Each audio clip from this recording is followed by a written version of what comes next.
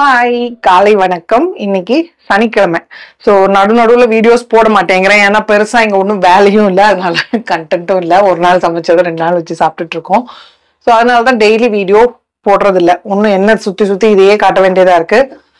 So நிறைய இது வேற வருது, வால்யூம் வந்து சரியில்லைன்னு சொல்லிட்டு இன்னைக்கு பாருங்க மைக் போட்டிருக்கேன். என்னன்னா சுத்தி கன்ஸ்ட்ரக்ஷன் ஒர்க் நடக்குதா, அதனால பேக்ரவுண்ட் நாய்ஸ் நிறைய வருதுன்னு சொல்லிட்டு நாய்ஸ் ரிமூவர் அந்த எடிட்டிங் பண்றப்போ கொடுத்துட்றேன். அதனால வந்து கிளியரா இல்லை அப்படின்னு நினைக்கிறேன்.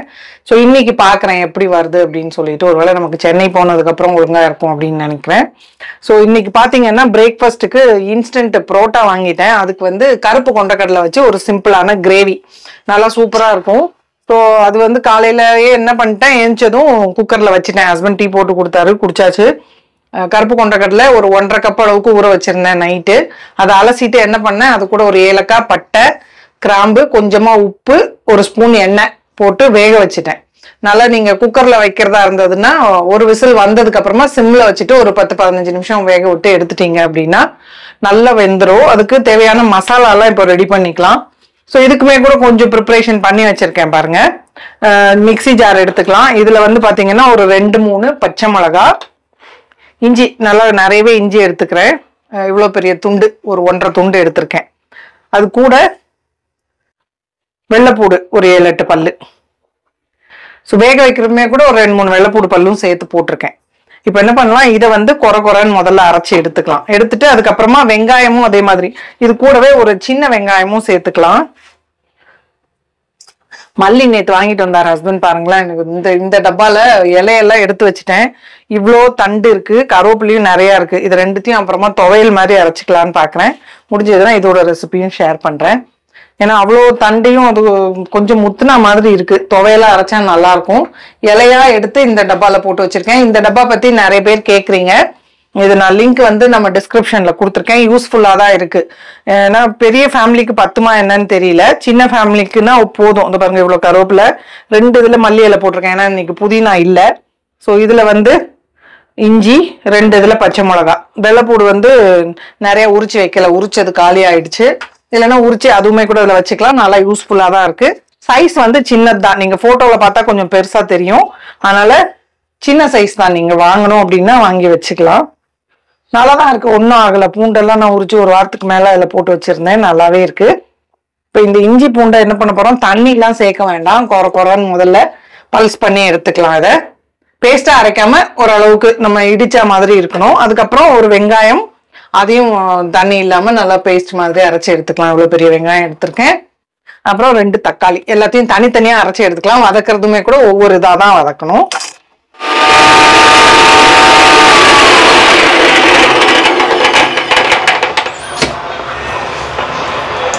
அவ்வளவுதான், ஒன்றும் பாதியமா தான் அரைச்சி எடுத்திருக்கேன்.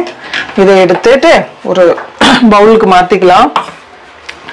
இவங்கிட்ட இங்க பாத்திரங்கள் ரொம்ப கம்மி இல்லையா, வச்சிருக்கான் 2 பவுல் பார்த்துக்கலாம். ஒவ்வொரு இதுல ஒவ்வொன்று எடுத்து வச்சிடலாம்.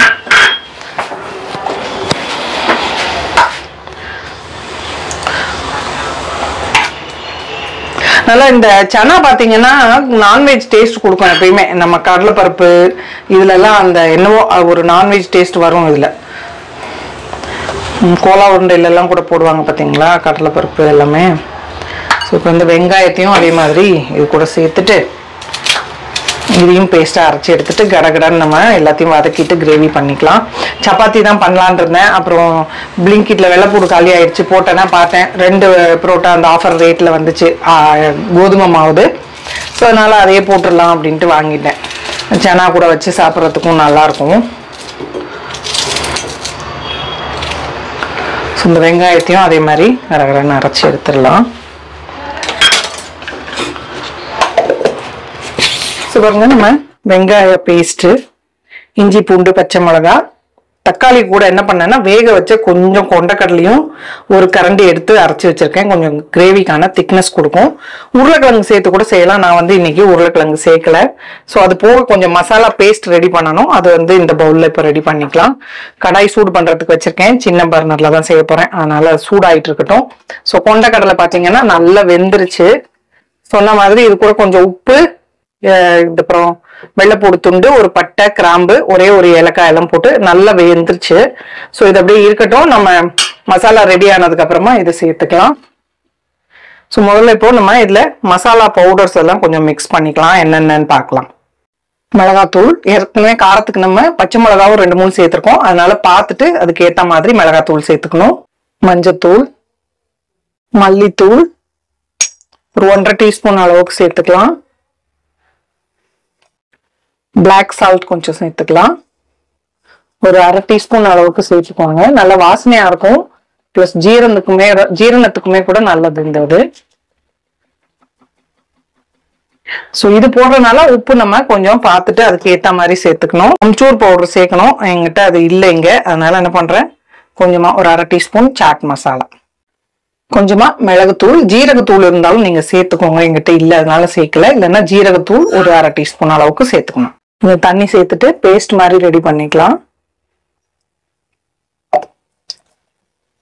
தண்ணியில சேர்த்தோம் அப்படின்னா கருகாம இருக்கும். அதனாலதான் பேஸ்ட் மாதிரி செஞ்சிடுறது.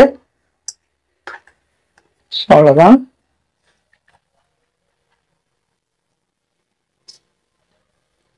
இதுவும் ரெடி. நமக்கு கடாய் சூடாயிடுச்சு. ஒரு 2-3 டேபிள் ஸ்பூன் அளவுக்கு எண்ணெய் சேர்த்துக்கலாம். கடுகெண்ணெய் சேர்த்து செஞ்சோம்னா இன்னும் நல்லா இருக்கும். அபிகிட்ட கடுகெண்ணெய் இல்லை, அதனால கடலை எண்ணெய் தான் சேர்த்துக்கிறேன். ஒரு 3 டேபிள் ஸ்பூன் அளவுக்கு எண்ணெய் சேர்த்திருக்கேன். எண்ணெய் சூடாகட்டும். ட்ரை குப்பை வரணும், அதுக்காக குப்பை வண்டிக்காக வெயிட்டிங்.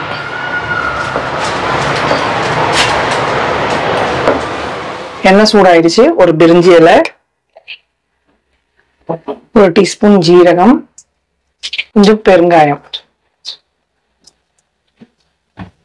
இஞ்சி பூண்டு பச்சை மிளகாய் பேஸ்ட்,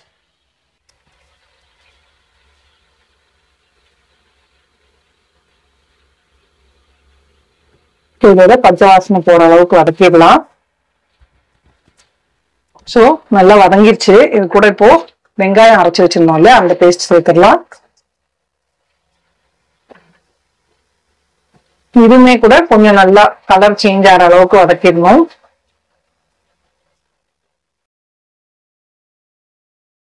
நல்ல கலர் மாதிரி எண்ணெய் பிரிஞ்சு வர ஆரம்பிச்சிருச்சு. இப்போ தக்காளி கொஞ்சம் சனா அரைச்சு வச்சிருந்தோம் இல்லையா, அதை இந்த ஸ்டேஜ்ல சேர்த்துடலாம். நீங்க தனியா கூட சனா அரைச்சு சேர்த்துக்கலாம். நான் தக்காளி கூட அரைச்சிட்டேன்.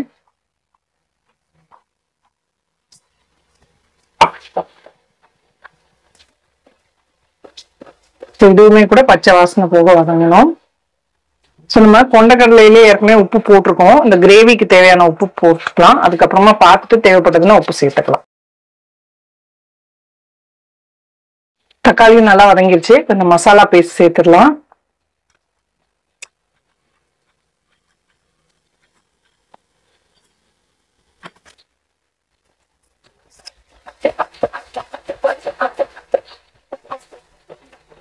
பாருங்க, மசாலா இந்த மாதிரி நல்லா ஸ்டூல வதக்கியாச்சு.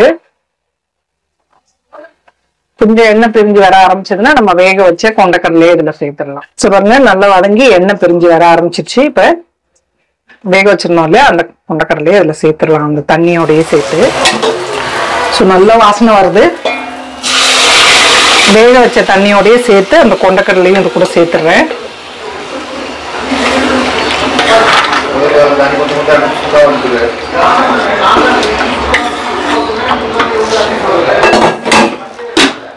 ஸோ மிக்ஸி ஜார் அலசியும் கொஞ்சம் தண்ணி சேர்த்துக்கிறேன் இதுல.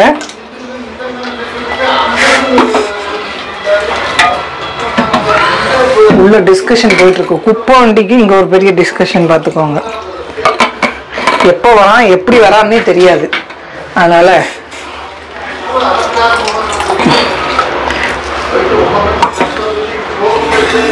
எல்லாம் கடகடன்னு ஓடி வந்துருவாங்க. எங்க இருப்பாங்கன்னு தெரியாது. இது நல்லா கொதிச்சு வரட்டும். இப்போ என்ன பண்ணலாம், சனா மசாலா, சோலை மசாலா ஆப்ஷனல் தான், இருந்தா சேர்க்கலாம். நான் கொஞ்சமா சேர்த்துக்கிறேன், வாசனையா இருக்கும். ஒரு 1 டீஸ்பூன் அளவுக்கு சேர்த்துக்கிறேன். கூடவே கொஞ்சமா கசூரி மெத்தி. இது பாத்தீங்கன்னா சப்பாத்தி, பூரி, கீ ரைஸ், ஜீரா ரைஸ்ன்னு செய்வாங்கல்ல, அது கூட எல்லாம் வச்சு சாப்பிட்றதுக்கு நல்லா இருக்கும். பாஸ்மதி ரைஸ் வடிச்சோம் அப்படின்னா பிளைனா அது கூட வச்சு சாப்பிட்றதுக்குமே நல்லா இருக்கும்.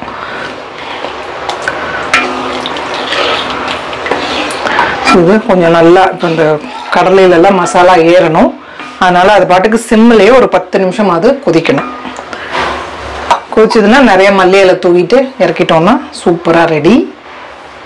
உருளைக்கிழங்கு கூட சில பேர் சேர்த்து செய்வாங்க. உருளைக்கிழங்குமே நம்ம என்ன பண்ணணும், வேக வச்சு ஒரு பாதி வேகாடு வேக வச்சதுக்கப்புறம் மசாலா வதக்குறோம் பார்த்தீங்களா, அப்பயே நல்லா எண்ணெயில் வதக்கிடணும். இல்லைன்னா முதலே எண்ணெய் எல்லாம் தாளிக்கிறதுக்கு முன்னாடி எண்ணெயில் நல்லா கொஞ்சம் மேலே கிறிஸ்பாக கோல்டன் கலர் ஆகிற அளவுக்கு உருளைக்கிழங்கு ஃப்ரை பண்ணிவிட்டு இந்த ஸ்டேஜில் சேர்த்துக்கலாம் பச்சை உருளைக்கிழங்கு கூட. ஸோ உருளைக்கிழங்கு வேணுங்கிறவங்க அந்த மாதிரி செஞ்சுக்கலாம். அது உண்மையை கூட இன்னும் நல்லா சூப்பராக இருக்கும். ஸோ அது கொதிக்கட்டும். டெட் எனக்கு கம்பெனி கொடுக்குறாங்க கிச்சனில். டெட்டுமா, ஓய் டெட்டு, டெட்டு பார்க்குறானா பாருங்களேன். டே குண்டு பாய், டெட்டுமா, டெட்டு தூங்கிட்டு இருந்தோம், ஏஞ்சி வந்துட்டான் பாருங்க. வதக்கிட்டு இருந்தப்பயே பார்த்தீங்கன்னா பாத்திரமும் கையோட கழுவிட்டேன். டீ பாத்திரம் இருந்தது, ப்ளஸ் மிக்சி ஜாரு, கிண்ணம் அதெல்லாம் இருந்துச்சு. கொஞ்சம் மல்லி இலையும் எடுத்து பொடியாக கட் பண்ணி வச்சுக்கலாம். லாஸ்ட்டாக இறக்குறப்ப போடுறதுக்கு கொஞ்சம் ஜாஸ்தியாகவே சேர்த்துக்கலாம். மல்லி இலை நல்லா வாசனையாக இருக்கும்.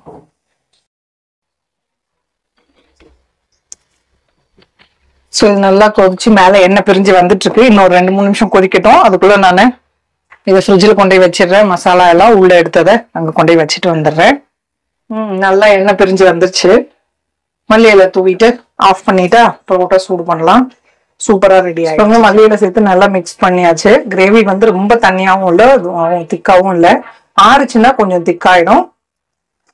ஸோ இந்த லைட் சரியில்லாதனால கிரேவி கலருமே ஒழுங்காக தெரியல. நல்லா சூப்பராக வந்திருக்கு. அவ்வளோதான், புரோட்டா சூடு பண்ணிட்டு சனாவோட சர்வ் பண்ணியாச்சு. காம்பினேஷன் சூப்பராக இருந்தது. நீங்கள் பூரி சப்பாத்தி கூட வச்சு சாப்பிடலாம். ஹோப் இன்னைக்கு வீடியோ உங்கள் எல்லாருக்கும் பிடிச்சிருக்கும் அப்படின்னு நினைக்கிறேன். பிடிச்சிருந்ததுன்னா லைக் பண்ணுங்கள், ஷேர் பண்ணுங்கள். மறக்காமல் நம்ம சேனலுக்கு சப்ஸ்கிரைப் பண்ணிக்கோங்க. இவ்வளோ நேரம் இந்த வீடியோ பார்த்த உங்கள் எல்லாருக்கும் என்னுடைய நன்றி, வணக்கம். Love you all.